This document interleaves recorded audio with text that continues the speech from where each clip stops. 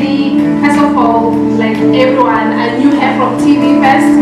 So then one day I went to the event there. Sister Kabola, I believe you know her. So most of us here we were ushering there, and then yes, you as well. We were ushering there, and then I saw her. I was like, wow, Innocent, I want to take a picture with you. I don't normally do that when I meet people who are actors and actresses, but I just wanted to take a picture with her, and I was nervous, but I was so amazed by how she made me feel comfortable around her. I was like, wow. Is there anyone like that? Like I thought she was gonna just pause and then go. But then Sis Millie also entered and said, yes, let's take a picture with you. And I was like, wow, the heart. I told my husband, this woman, the reason why I'm inviting her is because of the heart. Last year when we were thinking about, one day when we start hosting, when we start pursuing what God has called us to do, I wrote her name down. I was like, this is gonna be one of the ladies I'm gonna invite her.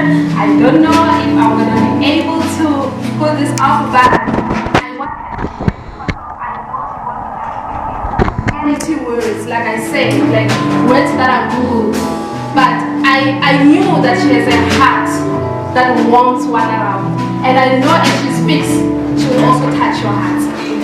She is Ps Innocent Sadiki. She is a woman of purpose by example. She wears many hats as a wife, a mother, an academic, which is rare nowadays. Like to see somebody pursuing their academic dreams like this, it even inspires me to go back to school as well. She's also an actress, as we know, from Skeem Saam and Thembi and other stories. And she's also a presenter from OneGospel and a powerhouse preacher, a calling she discovered from the age of 19. So, if ever you've been waiting for a time to run after what God has called you to do, the time is now. If she did it, she followed her dream that she had, a calling that she realized at the age of 19, then you don't have excuses. Ladies and gentlemen, let's put our hands together and welcome Ps Innocent Sadiki.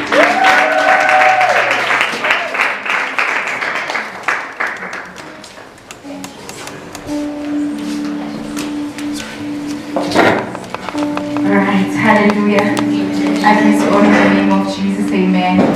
Can you just take a little bit of time just to pray and just welcome the presence of God that's already in this place? Can we get up on our feet? Amen. As we're just going to pray. Amen. As we thank the Spirit of God for being in this place. Spirit of the living King, we worship you, God. We worship you, Heavenly Father, and we welcome you in our hearts, our spirit, and our souls. God, may you speak a word, Heavenly Father, that will live within us, my God. A word that will never be stolen from our hearts, my God. Hallelujah. Touch the sister next to you. Say, I love you, sister.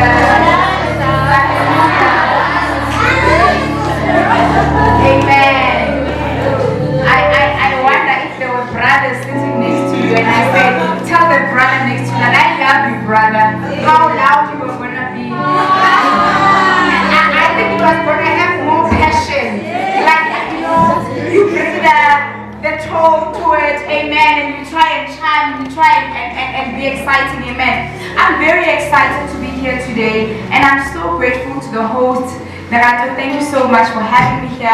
I'm so honored, and I thank God for this time in His presence. I thank God to be among such beautiful and powerful women. Amen. Hallelujah. I thank God for all the speakers that spoke, the musician. Oh my word. Hallelujah. Bless you.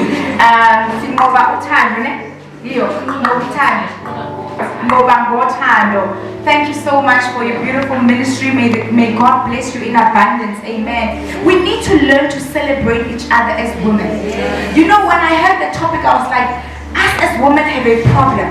We cannot lift somebody else up. We cannot encourage them. It's like, you cannot be better than me. You can't do better than me because I'm a success. Celebrate me. I cannot celebrate you.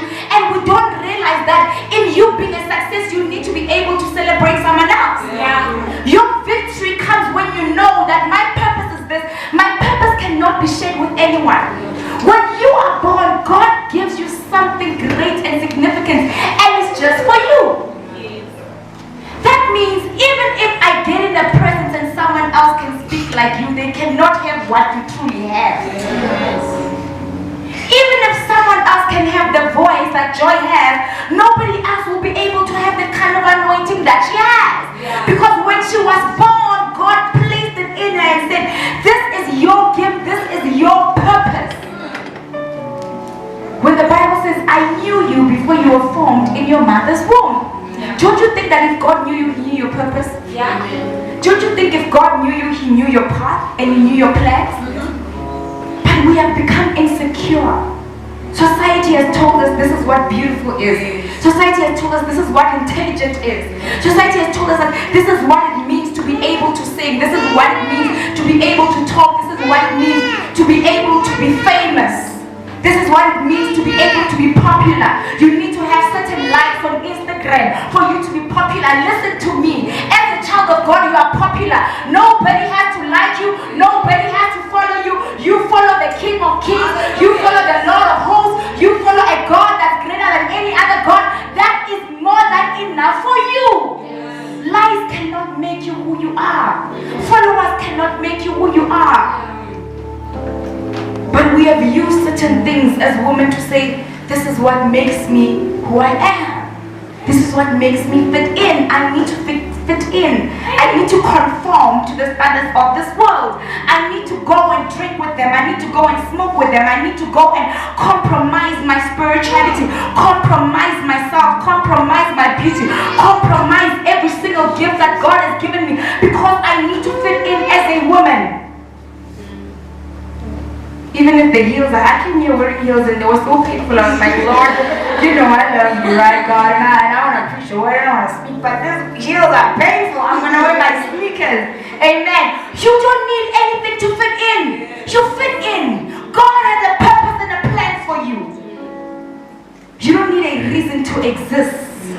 You were a seed that was fearfully and wonderfully made. I pray that we may become content and powerful and confident women. Even if people speak a better English than you, come on. You know, there's people who speak that English. That one that's just trashed. And you come because you're from, I don't know, Maryland or Vendaland or United States or Kiali or wherever you come from and you call the people. And listen, you have power. You are significant, and until you unleash that, you will never be able to experience the fullness of God. Surely there must be a purpose for your life. When you wake up in the morning, surely God, there's a reason why you woke me up today. There's a reason why I'm working in this workplace. There's a reason why I started this conference. There's a reason why I live. There's a reason why I'm married to this husband. I need to bring something great out of him. Something needs to change in the next 5 years. God, as I'm married to him, people need to see a difference because there must be a significant reason that I'm in his life. Can there be a purpose why we do things and why we exist in certain areas of our lives? Today I want to speak about purpose in every season. My purpose-filled life assignment. My purpose-filled. I love the word filled because it's not just a purpose. My purpose is full. My purpose is enough. And it must be filled with life. Your purpose is your assignment. I want to read from the book of God, Ecclesiastes 3 verses 1 until 8. I'll read. To everything there is a season and the time to every purpose under heaven. Verse 2. A time to be born, a time to die, a time to plant, a time to pluck up what which is planted, a time to kill. We're not going to kill anyone.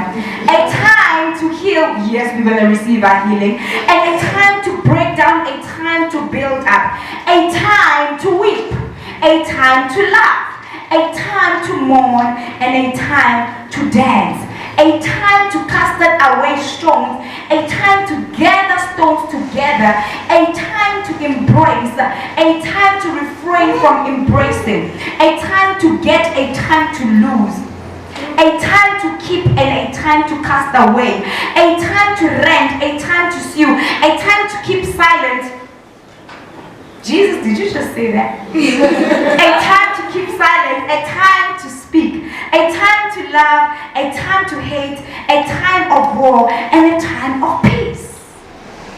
And when we understand that in this world there are different seasons, we're going to begin to walk like we are different people. We're going to begin to embrace each and every season. A season, Yasama, comes with its own greatness.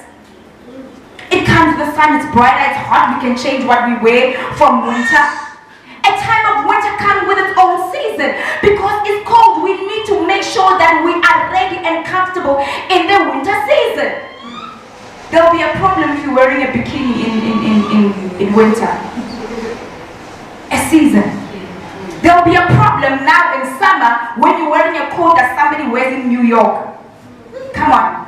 There'll be a problem when you do not fit into a particular season. Now we need to get to a point where we ask God, in the season that I'm at what position and state of mind do I need to be able to fit in the season? In order for me to enjoy the fullness of my summer, I need to make sure that I'm cool. In order for me to enjoy my season of mourning is understanding my purpose. Can we have people who cry with a purpose? There's a season to what? To lose. A season to die. A season to mourn. A season to mourn. A season to mourn. A season where we lose certain things. But a purpose-filled woman knows that if I know who I am and where I'm going, I will go through this season and I will not last too long in this season. When the time comes, my season of joy is gonna come. The Bible speaks about a season of dancing. Why don't you embrace it when you're happy? It's a season of joy. If things are going well, don't be apologetic of your joy. Don't be apologetic that you are blessed. Don't be apologetic that God has given you a husband. Listen, even if other people are not married, listen, it's my season of marriage. Let me enjoy being in my season. Because when I was in my season of mourning, everybody was looking at me thinking I'm crazy crying in that season. Embrace and don't be apologetic of the season that you're in. When you go through a season of hardship and you go through a season of losing your job, being retrenched, can we walk like women of purpose? Can we move like women of purpose? Purpose means I know why I'm here. I know who I am. I know the God that I serve and I know why I'm in this world. Move with purpose. You keep on losing things on the way. Continue to move with purpose. You lose people in your life, friends that you thought they'll be there all the rest of your life. You move with purpose. Continue moving. Nobody should ever stop you from moving from your purpose. Nobody should ever tell you that you cannot make it. Whose report will you believe? Greater is he that is within me than he that is in the world. When negativity comes to draw you, draw them with positivity. Who has the power? Who dominates you? Be the dominator. When you walk in the room, don't let other people sink you in, sink them in. Don't let people tell you, tell them. Women of power, women of purpose, being apologetic. The Bible says the Lord has not given us the spirit of fear, but of a love and a sound mind. Meaning a sound mind, you are able to think clearly. You're able to think accurately. You don't have fear. You walk in a room where people are more qualified than you. But because you walk without fear, you continue to walk, look up and say, God, you have brought me here for a reason and a purpose. Women who celebrate each other. It's very rare that a woman who say to you, congratulations. The first thing that we ask ourselves, why did she get it?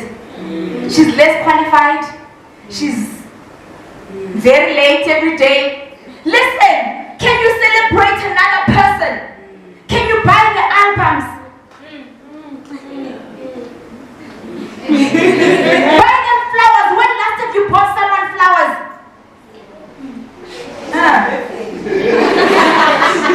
Birthday. Do you celebrate them on their birthday? Do you celebrate your friends? Do you throw them a party to say, you know what, you are so great. Continue to do what you do. Listen, I even want to give you advice. if you do this, you'll be able to get this. I will connect you with someone that I know. In fact, we want to close doors so that they may not be able to reach their destiny. But without knowing that the God that we serve, it doesn't matter how many doors you can close. When God says this door must open, it will open in the name of Jesus. Even if they backstab you, if Jesus says yes, it's a yes. Celebrating another sister. We have a problem as sisters. You can see the hairstyle. It's nice. Why don't you tell them it's nice? Instead, you're gonna say, where did you buy that hair? No, please. If you like it, compliment me first. Excuse me. Sorry, that weave that you have. Where can I get it? No, boo. Tell me it's nice first. I will tell you where I got it. Celebrating women. Celebrate them. Yeah. If she said, well, what about, you know what? I want to connect you. I've got connections at this place. Amen. And I think you're going to be amazing. I'm going to call this producer. Amen. What are you doing next? I want to buy a ticket. When are you performing next? I want to support you. I want to bring my sisters. Amen. What is your YouTube channel? I want to subscribe. I want to be filled with the anointing of God. I want to enrich myself with the powerful word that you have, because I want the same impartation that you have. May God increase you and bless you. Lerato, how did you plan this conference? How did you get a woman like this? I want to make sure that the next time you have a conference, I bring other people too. I want to make sure that I give you money to be able to fund this. Can we just support another sister? Yeah. Pick each other up. Wow. Instead, we remind each other of our failures. Where's that man that broke up with you? It's like we find pleasure in reminding people of their weakness. Yeah. What happened to that car that could not move? Remember that one people were trying to push? No, that one, you know, when you couldn't start it when you came out of the conference? What happened to those shoes that broke? What happened to that lipstick that faded away? What happened to you? What happened to that weave that looked like a mob, sister? Please, can we just stop reminding people of their weaknesses? Can you start reminding them of their greatness? The first impression of people needs to be a good impression. We need to be renewed in their mind. We need to be renewed like children of God. When you see a person, can you see their goodness first before you see the bad? Yes. But what we do, you pick up everything that's wrong. Then after you're like, oh, yeah, anyway, she trying. She's not better than me. Because we don't pick each other up. But women with a purpose, they are content. They are comfortable. Because they know that God, who has called them for what they need to do, shall give them provision for their purpose. Hallelujah. Amen. Go to the book of Psalms 31, verses 15. David says, my times are in your hands. Deliver me from the hand of my enemies and from those who persecute me. My times are in your hands. Where is your time? Where is your life? In whose hands is your life? Where have you put your faith and trust in? Where have you invested yourself in? Who have you put yourself and say, I'm in your hands. You do what you do. I will be where you send me. Where did you put yourself? Where have you placed yourself? Who have you given the confidence with your life? David says, my time is in your hands. Meaning David trusted in the Lord in everything that he does. Because meaning his time, when he wakes up in the morning, his times are in the Lord's hands. When it's in the afternoon, he believes in God because his what? His time is in God's hands. Meaning in everything that we do, if we can just adopt God, our time in God's hands will never be worried. The Bible says, do not worry about tomorrow, but let tomorrow worry about itself. Why, God? Because my time is in your hands. Wow. Where have we placed our time? Who can talk about you with confidence? Except your mother and the people that love you. People who are not associated with you need to be able to speak good about you. Not people that you manage to convince and people who see you every day. People in your surrounding, by your acts, they need to be able to speak about you. What are people saying about you behind your back? If people had to be asked, people who work with you, the ones you don't greet in the morning, how's that person? Describe in 2 words.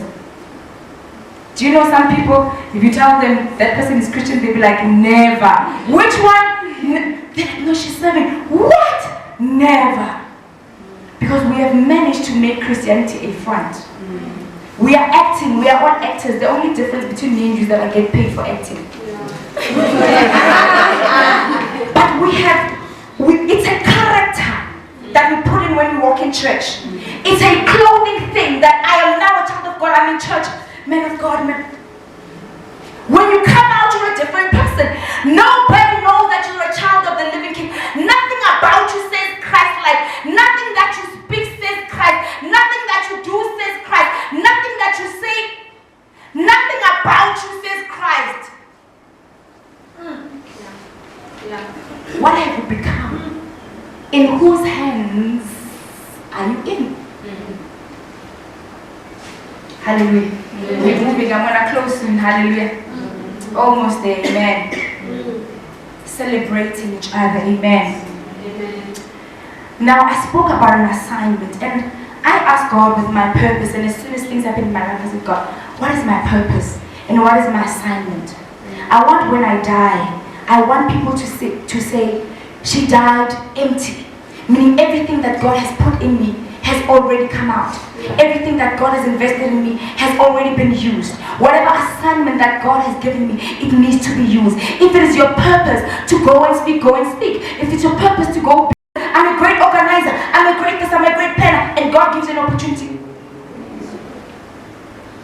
Gone are the days where we need to be associated as people who are not professionals, children of God. When they see Christianity, they see unprofessionalism. Gone are those days. We need to deliver and do everything like we are doing it for Christ. Yes. My assignment. Excellence in my assignment. Let me read my last scripture, the book of Genesis 21, verses 5 to 7. It says, Abraham was 100 years old when his son Isaac was born to him. Sarah said, God has brought me to laughter, and everyone who hears about this will laugh with me. And she added, who would have said to Abraham that Sarah would nurse children, yet I have brought him a son in the old age. People will laugh at the plans that you have. People will not believe that the Lord is about to do a great thing in your life. I am here to remind you that certain things will seem impossible, but it is possible with the Lord Jesus Christ. Sarah was 90 years of age and the husband was 100 years of age. Now this biologically does not make sense, but I'm here to tell you Christianity and Jesus, eunology, it makes sense to have a child at an old age. Isaac was born because Jesus said, let the womb be open, because the impossible becomes possible. You will never be a nurse. You don't know what the Lord did for Sarah. You will never be a doctor. You don't know what the Lord did for Elizabeth. You will never be a success. You don't know what the Lord has done to John. God can turn your situation around. Don't write yourself off. Don't write yourself off. God can open a barren womb. God can open doors that men say they will never be open. God is able to do things in an exceeding way. God is able to make you accelerate. God is able to make you exceed the people that started before you, 5 years before you. Make them exceed you. You will exceed them. Be the head and not the tail. Be the first and not the last. And God will make you shine. Arise and shine, for the glory has come. Sister, arise and shine. Arise and arise and arise and stand out. Stand out. Shine. Stand out. Be great. Be excellent. Be amazing. Stop settling for less. Know your worth. Know your power. Know who has called you. Know your Savior. Arise and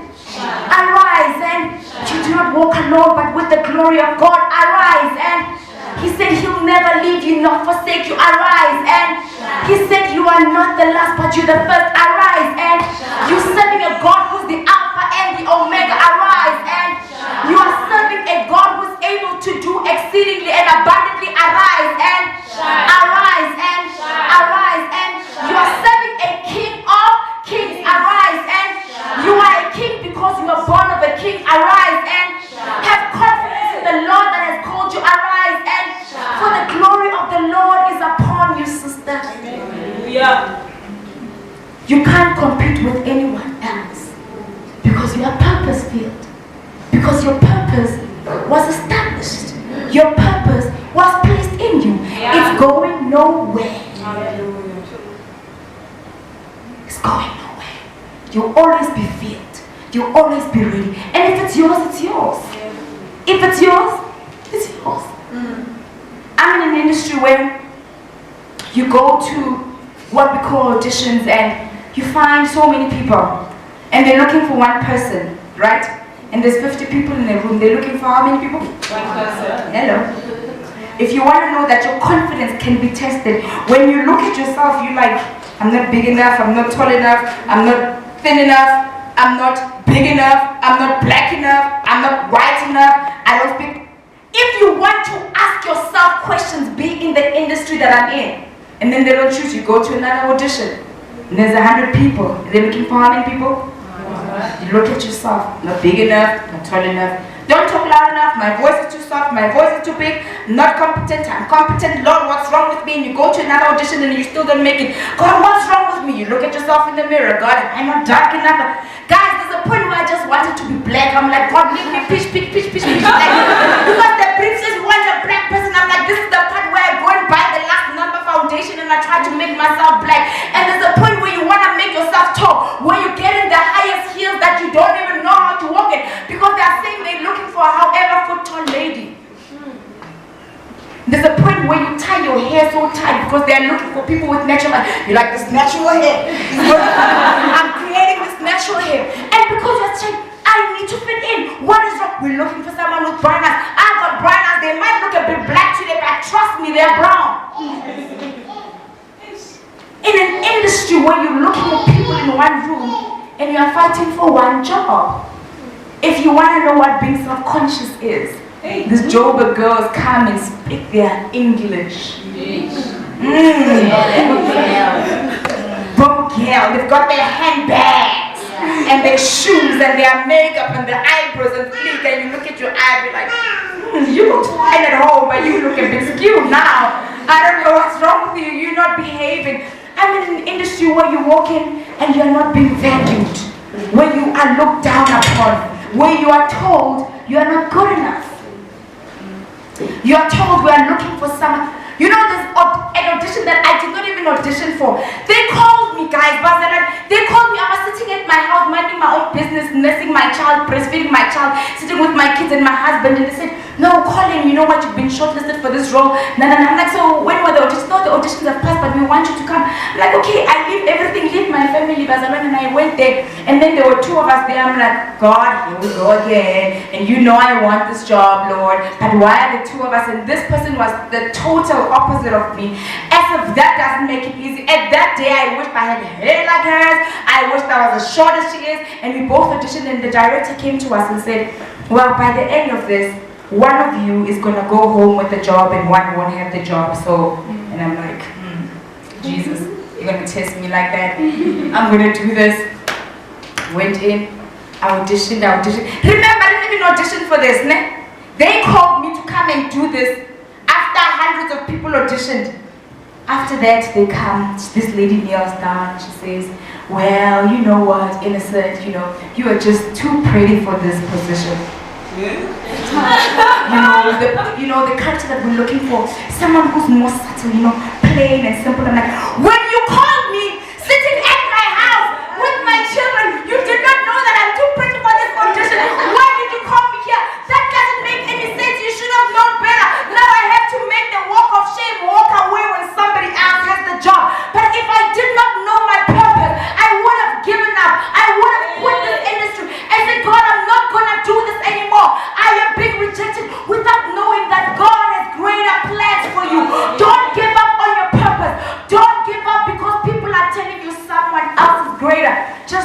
that that door is not yours. And when it's yours, it is yours. And God reminded me with the things that I got to say, even other people walked away without the job because you had gotten the job. And I said, humble yourself in the presence of God. And I walked away with pride. I said, thank you so much for having me. Listen, I'm going to be praying for you, you know. I'm going to pray for you. I'm going to pray for you. I'm going to bless you. Thank you for having me. And you know what? You better recognize I'm going to come back to this place. And not for the same character. A bigger one and a more significant one. I watch it now on television. I'm saying, thank you, God, for giving it to her because I am not in that level. But be okay with rejection. Because there's a time of mourning. And a time of dancing. And a time of celebrating. Your time shall come. Amen. I'm done. God bless you.